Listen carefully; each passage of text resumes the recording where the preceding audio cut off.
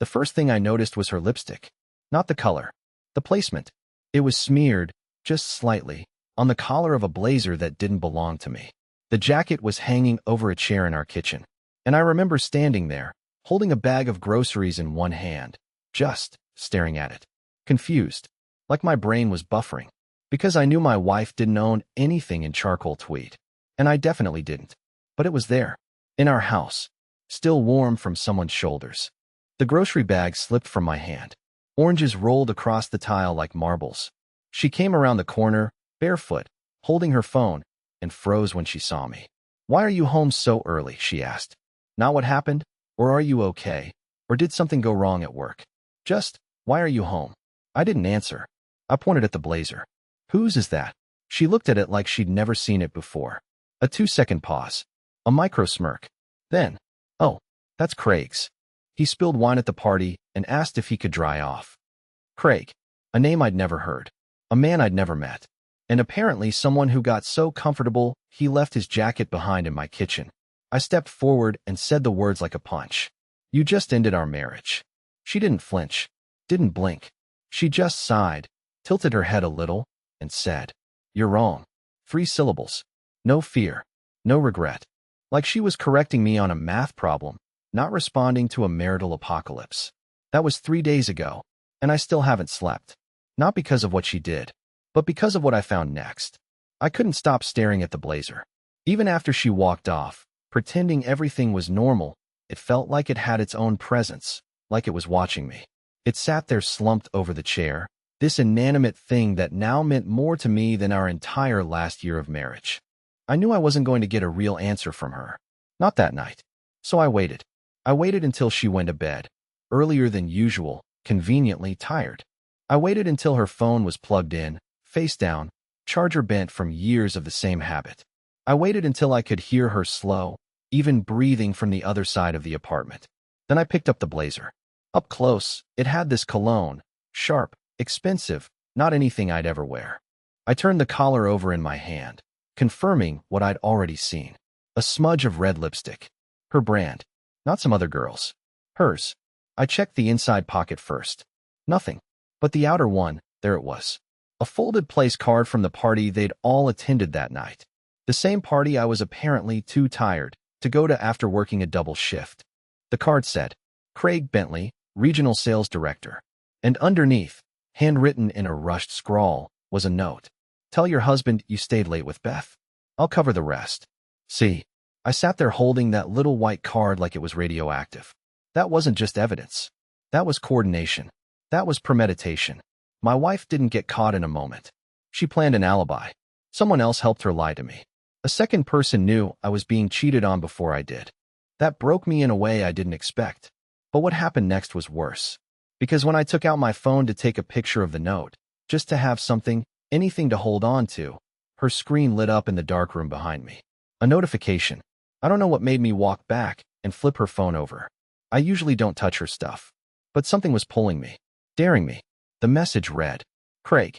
He bought it. Your AF **ing goddess." Asterisk. I swear I stopped breathing. Not because of the message, but because of the one right above it. The one that had already been read.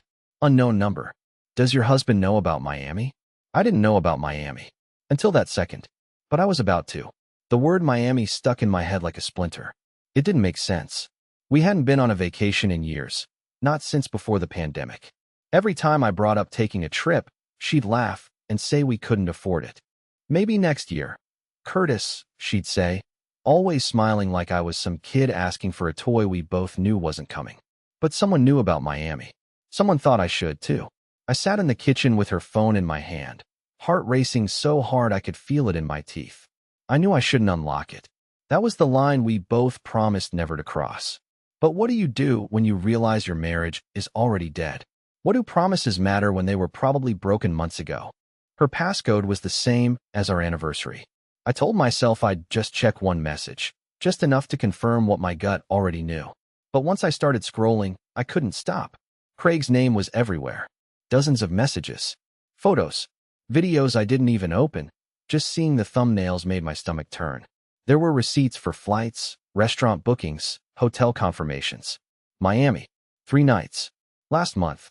And the worst part? She'd told me she was at a leadership retreat in Cleveland. I remember sitting there at the kitchen table, staring at her smiling contact photo on the screen, thinking about all the nights I made dinner for one while she was working late. Thinking about how stupid I must have looked reheating leftovers and waiting for her text that never came. Thinking about how she once told me, with that same soft tone she used when she lied, that I was her only constant. It's strange how a single sentence can age in your memory like spoiled milk, once comforting, now sour. I should have confronted her then, woken her up, screamed, demanded an explanation. But something in me refused to give her the satisfaction of controlling the narrative. I needed to know everything first. I needed to see the full picture before she could rewrite it. So I started digging. Emails, calendar entries, bank statements. I didn't even recognize myself. Some desperate man clawing through the digital remains of his life, piecing together timelines like a detective in his own crime scene. And then I found something that nearly made me drop the laptop. A transfer, $2,800, from her account, labeled only. Consulting fee, B. Allen. But she doesn't know anyone named Allen. I checked. Every contact, every email, nothing. So I Googled it. And that's when it got terrifying. Because B. Allen wasn't a person. It was a company. A private, discreet services firm based in Florida. One that specialized in personal arrangements and image protection. I sat there for what felt like hours, the glow of the screen painting everything in cold blue light. It was clear now, this wasn't just cheating. This was something organized, controlled, maybe even paid for. And that's when I realized something that chilled me to my bones. Tessa wasn't just lying to me. She was being helped. I didn't sleep that night. I sat in the dark with the laptop on one side of me and her phone on the other, the silence stretching out like it was daring me to lose my mind. I kept rereading the name, B. Allen Consulting. Their website was polished but vague. Phrases like lifestyle discretion, high-value privacy management, and relationship complexity solutions. It was corporate speak soaked in secrets. No staff photos. No bios. Just a contact form and an address in Coral Gables, Florida. I felt like I was staring at the tip of something enormous, and I had no idea how deep it went. When the sun finally came up, she walked into the kitchen like nothing had happened. Hair still a little messy, sweatshirt off one of my hangers, phone in hand. I watched her open the fridge, humming. She didn't look like someone who had just risked everything. She looked like someone completely, terrifyingly, at peace. I asked her how she slept. She smiled and said, "Better than I have in weeks." That smile, I can't explain it. I used to think it was beautiful. Now it felt like a mask that had been there the whole time, and I was only just now seeing the edges peel. I almost asked her right then, about Miami, about Craig, about the consulting fee, but I couldn't.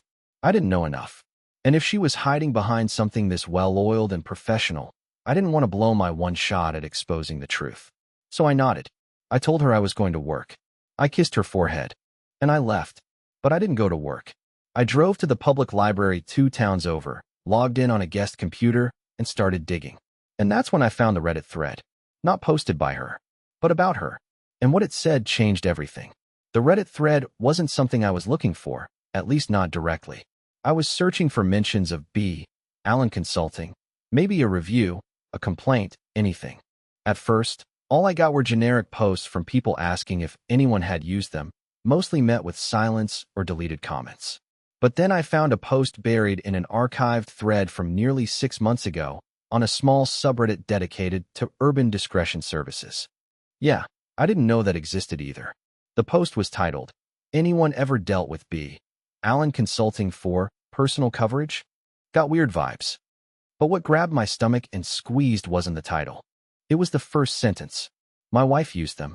She paid for their privacy solution package, and within 3 weeks, I was being set up to look like the one cheating. I felt a chill run up my back. The original poster went on to describe how his wife had quietly hired this agency to restructure her marriage exit. First came subtle gaslighting, planting stories with friends, claiming emotional distance, faking therapy appointments. Then came digital manipulation.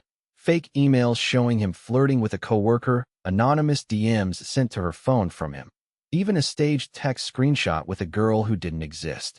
He claimed he only discovered the truth when the co-worker he was accused of cheating with found out and threatened legal action. I read the post 3 times, my heart sinking lower each time. Because some of it matched. Tessa had started talking about how distant I was, how she felt alone in the marriage, how I never made her a priority, even though I was the one working overtime to keep us afloat. At the time, I thought she was just venting. Now it sounded scripted. I went back to the thread and opened the comments, hoping someone had more info. Only one reply stood out, posted by a now-deleted user. If you're seeing lipstick that isn't hers and passwords suddenly stop working, it's already too late. Lipstick that wasn't hers. But the lipstick on Craig's jacket was hers, wasn't it? That single sentence dug its claws into my brain. Could it have been someone else's? Could even that part have been staged? I suddenly remembered something from the night I found the jacket. The smudge wasn't quite the same shade she usually wore. Tessa is obsessed with this deep wine red lipstick she calls her power color. This one had been brighter, more like cherry than Merlot. I checked her makeup drawer that night while she was in the shower. The shade wasn't there. In fact, I couldn't find any trace of that color at all. Nothing matched. And Tessa? She doesn't share her makeup. Not even with friends. So whose lipstick was it? And why was it on a jacket that ended up in my kitchen? That's when it hit me. Maybe the jacket wasn't left by accident. Maybe it was planted. I couldn't stop thinking about the lipstick. The wrong shade. The fact that the jacket was too perfectly placed. It was all starting to feel orchestrated. Not sloppy or impulsive like cheating usually is, but deliberate. Like I was meant to find it. Like someone wanted me to react. That night, I waited for Tessa to fall asleep again. I didn't touch her phone this time. I didn't need to. Instead, I pulled out the number that had texted her, the one that asked about Miami, and I called it from a burner app one downloaded on the drive home. It rang twice. Then someone picked up. No hello. No breathing. Just silence. Who is this? I asked, my voice barely holding steady. Why did you message my wife? Still nothing. And then, in a low, flat voice, distorted, maybe by a filter or maybe by something else entirely, I heard. You're not supposed to be asking questions. And then it clicked. Not the call. Not the voice. The inflection. It was almost familiar. Almost like someone I'd met in passing, but never spoken to at length. And then I remembered. There was a man at her company's holiday mixer last year. Quiet, observant, stood near the bar the whole night, but didn't drink. He wore a name tag that just said consultant. He never spoke to me, but he watched me the entire night. And I think I just heard his voice again. After that phone call, nothing felt real anymore. I kept replaying that voice in my head, flat, steady, detached. It wasn't threatening in the way you'd expect. It was worse. It sounded rehearsed, controlled, like someone who expected me to call, who had been waiting for it. I told myself maybe I was just losing it. Maybe my brain was feeding into the paranoia. But then I remembered something. Tessa's work laptop. The one she never let me touch.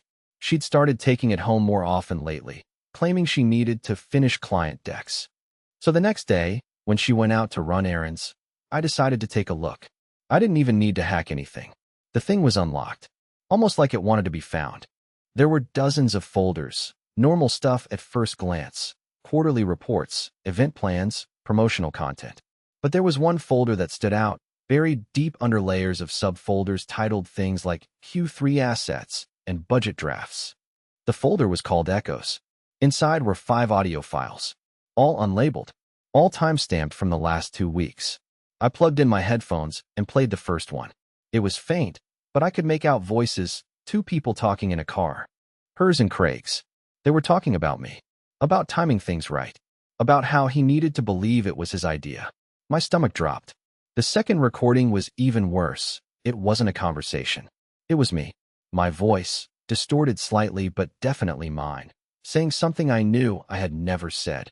If she ever finds out, I'll make her disappear. I ripped the headphones off. My hands were shaking. I played it again, slower. Same thing. My voice, clear as day, saying words I never said in my life. They were building something. Crafting a version of me that didn't exist. Maybe for her friends. Maybe for court. Maybe just to destroy me completely. I opened the third file, and that's when I almost dropped the laptop. It wasn't Craig this time. It was her voice, and another one. The same man from the phone. The same, calm, emotionless tone. He said, he'll find the recordings soon. That's when we move. Move what? Move where? I don't even remember closing the laptop. I just remember sitting there on the floor, the world suddenly too quiet, like the apartment itself was holding its breath. I realized then that I hadn't been paranoid. I'd been predictable. They weren't reacting to me. I was reacting exactly the way they wanted. And if that was true, then it meant one horrifying thing. This wasn't just about cheating. This was a setup. And I was the story they were writing. It turns out, the one thing they didn't plan for was me not breaking. I don't know what exactly snapped in me after hearing those recordings. Maybe it was rage, or maybe just survival, but I stopped reacting. Stopped panicking. I went still. I realized if I kept moving like a cornered animal, they'd keep tightening the cage. So I did the one thing they wouldn't expect. I acted normal. I kissed her cheek when she came home. I asked how her day was. I didn't mention the laptop, the recordings, the voice. Nothing. Just like that, I became invisible in my own house. And while she smiled and checked her phone and whispered from the hallway, I planned my way out. First, I backed up every file. Twice. One copy on a secure drive, another uploaded to an encrypted cloud under a fake name. Then I called in a favor from an old friend who worked in corporate compliance. Told him I suspected a PR firm was falsifying internal records, potentially manipulating documentation for legal advantage. I let him listen to the tapes. He nearly dropped his coffee. Then came the big one. I scheduled a meeting with a lawyer. Not just any lawyer, a specialist in high-profile divorce and digital forgery cases. She listened to everything, took notes like a surgeon, and told me something I hadn't heard in weeks. You're not crazy. You're being played. But we can beat them. And we did. The confrontation happened on a Thursday evening. She came home to find me sitting at the dining table, not with anger, but with a legal folder and two other people. My lawyer and a digital forensic expert. She froze in the doorway. I didn't yell. I didn't cry. I just slid the manila folder across the table and said, "This is everything you built." I took it apart. She didn't speak. Didn't even sit down. She turned ghost white. Her phone buzzed once in her purse. My lawyer smiled. That'll be the injunction. Within 48 hours, the firm was under formal review. Craig resigned. B. Allen Consulting, if that's even what it was, scrubbed its website. But it was too late. We had more than enough. Everything was forwarded to the right hands. Quietly. Cleanly. As for me, I left. With everything.